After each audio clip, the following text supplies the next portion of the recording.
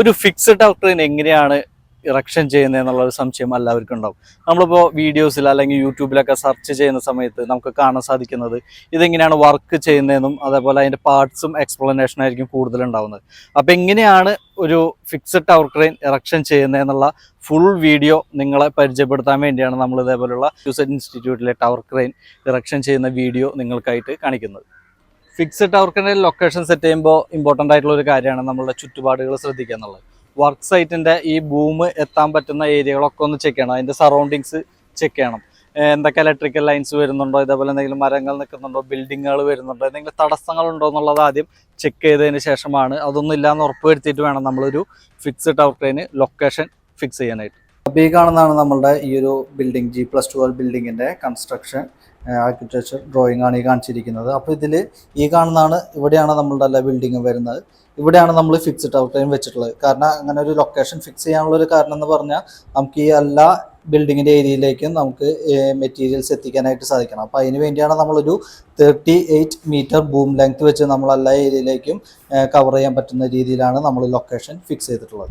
ഫൗണ്ടേഷൻ്റെ കാര്യം നോക്കുകയാണെന്നുണ്ടെങ്കിൽ നമ്മളൊരു 5x5 പൈപ്പ് 1 മീറ്റർ ഡെപ്തിലാണ് നമ്മൾ ചെയ്തിട്ടുള്ളത്.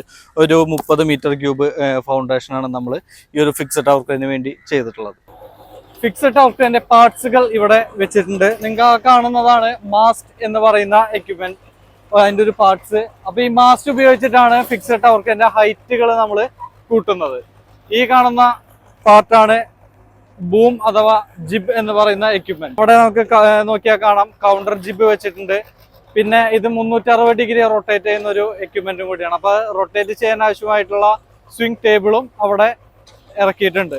ഓക്കെ, അപ്പൊ ഇനി ഈ കാണുന്ന പാർട്സുകളൊക്കെ നമുക്ക് ജോയിൻ ചെയ്ത് എങ്ങനെയാണ് ഇതിന്റെ ഇറക്ഷൻ എന്നുള്ള വീഡിയോസ് ആണ് നമ്മൾ ഈ വീഡിയോയിൽ കാണാൻ പോകുന്നത്.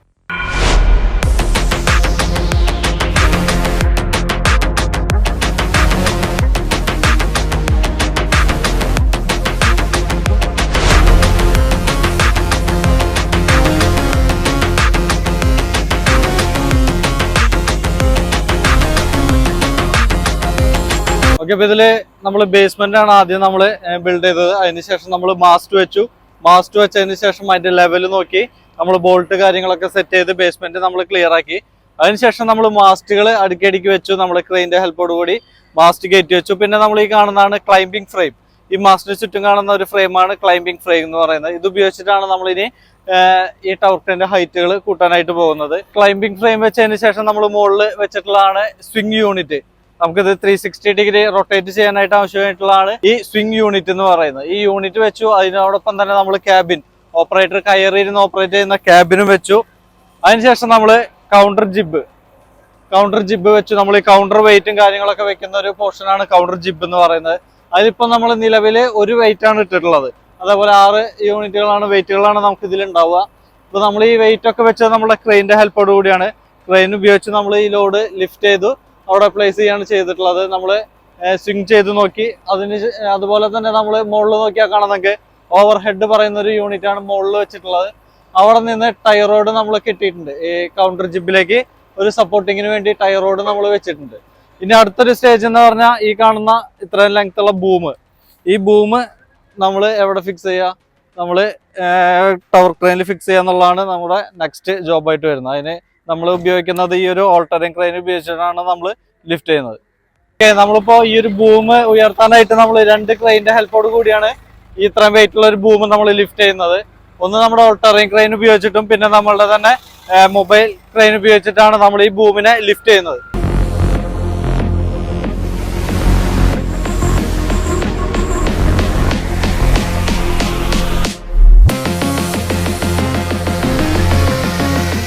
നമ്മൾ ഇവിടെ കൺസ്ട്രക്ഷൻ ചെയ്യാൻ പോകുന്നത് G+12 ഒരു ബിൽഡിംഗ് ആണ്.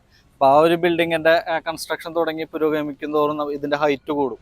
അപ്പോൾ ബിൽഡിങ്ങിൻ്റെ ഹൈറ്റ് കൂടുന്തോറും നമുക്ക് എന്ത് ചെയ്യണം? ഫിക്സഡ് ടവർ ക്രെയിൻ്റെ ഹൈറ്റും കൂട്ടി വരണം. അപ്പോൾ അതിന് നമ്മൾ ഹൈറ്റ് കൂട്ടാനായിട്ട് ആഡ് ചെയ്യുന്ന ഒരു പാർട്ടാണ് ഈ മാസ്റ്റ് എന്ന് പറയുന്നത്. അപ്പോൾ ഈ മാസ്റ്റിൻ്റെ ഉള്ളിലൂടെയാണ് നമ്മൾ ക്യാബിനിലേക്ക് പോകുന്നത്. ക്യാബിൻ നിങ്ങൾക്ക് നോക്കിയാൽ കാണാം, മുകളിലാണ് ക്യാബിൻ ഉള്ളത്. അവിടെയാണ് ഈ ഫങ്ഷൻസും കാര്യങ്ങളൊക്കെ ചെയ്യാനായിട്ട് ഓപ്പറേറ്റർ കയറിയിരിക്കുന്നത്. അപ്പോൾ അവിടേക്ക് എത്താനായിട്ട് നമ്മൾ ഈ കാണുന്ന മാസ്റ്റിൻ്റെ ഉള്ളിൽ കൂടെയുള്ള ഈ ലാഡറിലൂടെയാണ് മുകളിലേക്ക് കയറി എത്തുന്നത്.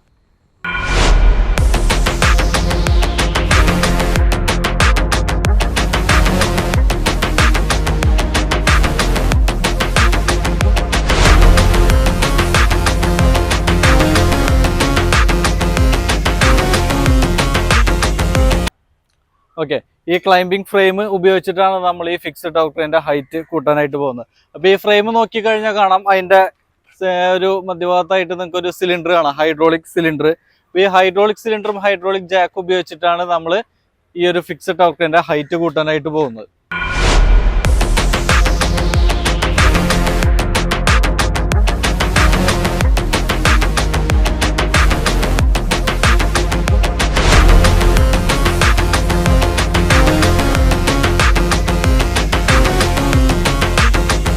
നമുക്കറിയാം ഫിക്സ്ഡ് ടവർ ക്രെയിൻ നമുക്ക് 360 ഡിഗ്രി റൊട്ടേറ്റ് ചെയ്യാൻ പറ്റുന്ന ഒരു ക്രെയിനാണ്. അപ്പോൾ ആ റൊട്ടേറ്റ് ചെയ്യാനുള്ള ഒരു യൂണിറ്റാണ് ഇവിടെ കൊടുത്തിട്ടുള്ളത്.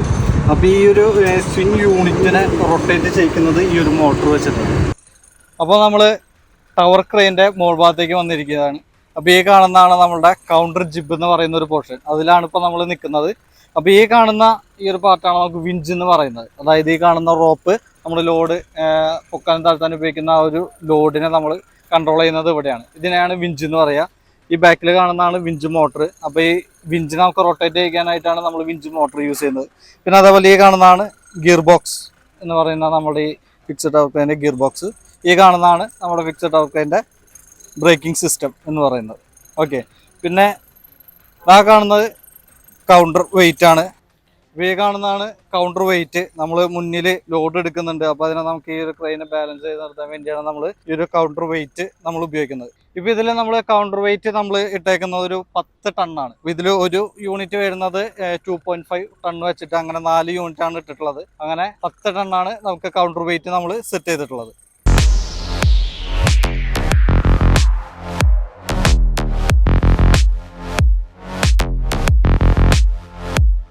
നമ്മൾ കൗണ്ടർ വെയിറ്റിൻ്റെ അവിടെയാണ് നമ്മൾ നിൽക്കുന്നത്. ഇത് നമുക്ക് മുകളിലേക്ക് നോക്കി ടവർ ഹെഡ് കാണാം. ടവർ ഹെഡും നമുക്ക് ഈ കൗണ്ടർ വെയിറ്റിൻ്റെ ഭാഗത്തേക്ക് കണക്ട് ചെയ്യുന്ന ഈ ഒരു റോപ്പിനെ നമ്മൾ ടൈ റോഡ് എന്ന് പറയാം. ഓക്കെ, ടൈ റോഡ് വഴിയാണ് നമ്മൾ ടവർ ഹെഡിനെ കണക്ട് ചെയ്യുന്നത്. അപ്പോൾ ആ കാണുന്നതാണ് നമ്മുടെ ടവർ ഹെഡ്. അപ്പോൾ നമ്മളിവിടെ കാണുന്നത് വിഞ്ച് മോട്ടർ ഉപയോഗിച്ചിട്ട് നമ്മുടെ വിഞ്ചിനെ റൊട്ടേറ്റ് ചെയ്യുന്നതാണ്. റോപ്പ് നമ്മൾ ലോഡ് അടിയിലേക്ക് താഴ്ത്താണ്. ഓക്കെ, നമ്മുടെ ആ ഹുക്ക് അടിയിലേക്ക് താഴ്ത്തുമ്പോൾ ഉള്ള ഒരു വർക്കിംഗ് ആണ്, വിഞ്ചിന്റെ വർക്കിംഗ് ആണ് കാണുന്നത്. ലോഡിനെ താഴ്ത്തുന്നതാണ് കാണുന്നത്. അപ്പൊ ആദ്യമേ തന്നെ വിഞ്ച് മോട്ടർ ഉപയോഗിച്ചിട്ട് ഈ വിഞ്ച് റൊട്ടേറ്റ് ചെയ്യും. അപ്പൊ അതുവഴി നമ്മളുടെ ഈ റോപ്പിനെ അവിടെ കാണാൻ നിങ്ങൾക്ക് പുള്ളിയിലൂടെ അടിയിലേക്ക് പോകുന്നതും നേരെ ബൂം വഴി റോപ്പിലേക്ക് ഹുക്കിലേക്ക് എത്തുന്നതും കാണാം. അപ്പോൾ ഹുക്ക് താഴ്ന്നുകൊണ്ടിരിക്കുന്നതാണ് നമുക്ക് കാണാൻ പറ്റുന്നത്. അപ്പോൾ ഇതാണ് ടവർ ക്രെയിൻ്റെ പാനൽ ബോർഡ്. അപ്പോൾ നമ്മളെല്ലാ ഫംഗ്ഷൻസും നമ്മൾ ഈ ക്യാബിൻ്റെ ഉള്ളിലിരുന്ന് ചെയ്യുന്ന എല്ലാ ഫംഗ്ഷൻസിനെയും കൺട്രോൾ ചെയ്യുന്ന ഒരു പാനൽ ബോർഡാണ് നമ്മളിവിടെ വെച്ചിട്ടുള്ളത്. ഇവിടെ നോക്കിയാൽ കാണാം പാനൽ ബോർഡിൽ നിന്നുള്ള കണക്ഷൻ നേരെ കണക്ട് ചെയ്തിരിക്കുന്നത് നമ്മുടെ മോട്ടറിലേക്കാണ്, വിഞ്ചിൻ്റെ മോട്ടറിലേക്കാണ്. അങ്ങനെയാണ് നമ്മൾ അവിടെ ലിവർ ഓപ്പറേറ്റ് ചെയ്യുന്ന സമയത്ത് വിഞ്ച് മോട്ടർ റൺ ആവുന്നതും വിഞ്ചിനെ റൊട്ടേറ്റ് ചെയ്യിക്കുന്നതും. ഇപ്പോൾ നമ്മൾ ക്യാബിൻ്റെ ഉള്ളിലാണുള്ളത്. ഇവിടെ ഒരു വർക്ക് ചെയ്തുകൊണ്ടിരിക്കുകയാണ്. ഇപ്പോൾ ഹുക്കുന്ന ഒരു ഫംഗ്ഷനാണ് ചെയ്തുകൊണ്ടിരിക്കുന്നത്.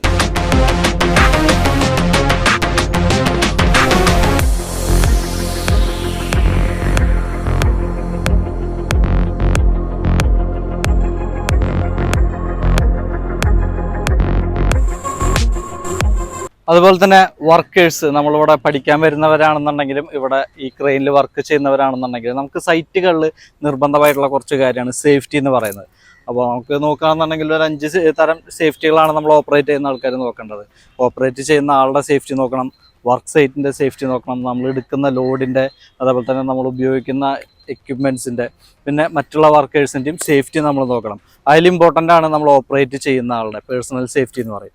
അപ്പോൾ അതിനുവേണ്ടി നമ്മൾ നിർബന്ധമായിട്ടും ഒരു ഫിക്സ്ഡ് ടവർ ക്രെയിനിൽ കയറി വർക്ക് ചെയ്യുമ്പോഴും നമ്മൾ ധരിക്കേണ്ട കുറച്ച് കാര്യങ്ങളുണ്ട്. അതിന് നമ്മൾ PPE എന്നാണ് പറയുന്നത്. അതായത് പേഴ്സണൽ പ്രൊട്ടക്റ്റീവ് എക്യുപ്മെൻറ്റ്. അതിൽ വരുന്നത് ഒരു ഫിക്സ്ഡ് ടവർ ക്രെയിന് അല്ലെങ്കിൽ ഏതൊരു എക്യുപ്മെൻ്റ് ആണെങ്കിലും സൈറ്റിൽ വർക്ക് ചെയ്യുന്ന ഒരാൾക്കാർ ധരിക്കേണ്ട കുറച്ച് എക്യുപ്മെൻറ്റ്സുകളുണ്ട്. അത് നോക്കുകയാണെന്നുണ്ടെങ്കിൽ ഒന്ന് സേഫ്റ്റി ഷൂ ആണ്. നമ്മൾ കയറുമ്പോൾ സ്ലിപ്പ് ആവാതിരിക്കാനും സേഫ്റ്റി ഷൂ അപകടങ്ങളൊന്നും ഇല്ലാതിരിക്കാനും വേണ്ടി. പിന്നെ അതേപോലെ തന്നെ ഇമ്പോർട്ടൻ്റ് ആണ് ജാക്കറ്റ്. പിന്നെ ഇമ്പോർട്ടൻ്റ് ആയിട്ടുള്ള ഒരു കാര്യം നമ്മുടെ സേഫ്റ്റി ഹെൽമെറ്റ് ആണ്. നമുക്ക് തലയ്ക്ക് ക്ഷതങ്ങളും പരിക്കുകളും നേരിടാതിരിക്കാൻ വേണ്ടി സേഫ്റ്റി ഹെൽമെറ്റും വളരെ ഇമ്പോർട്ടൻ്റ് ആയിട്ടുള്ള ഒരു കാര്യമാണ്. അപ്പോൾ ഈ 3 കാര്യങ്ങൾ ധരിച്ചു മാത്രമേ നമുക്ക് ഈ ഒരു ഫിക്സ്ഡ് ടവർ ക്രെയിനിൽ കയറാനും ഓപ്പറേറ്റ് ചെയ്യാനും പാടുള്ളൂ.